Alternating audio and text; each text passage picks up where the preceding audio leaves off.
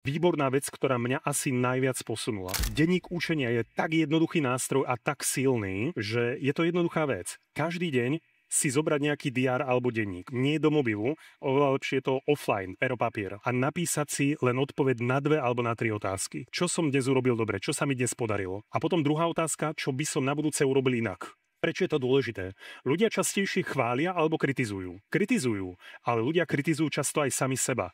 A keď neustále mozog počúva kritiku, čo nemá robiť alebo čo má robiť inak, tak sa stáva to, že stratí pozornosť na to, čo je dobré. Lenže mnoho ľudí robilo nejakú vec naozaj dobre, ale prestali ju robiť. Ja dávam môjmu mozgu signál, toto, čo som robil dnes dobre z tých milión vecí, sú fakt tak dobré veci, že chcem, aby som ich opakoval na budúce. Takže ja si vlastne udržím tie veci, ktoré už robím dobre a potom dám veci, ktoré by som urobil inak, aby som sa posúval.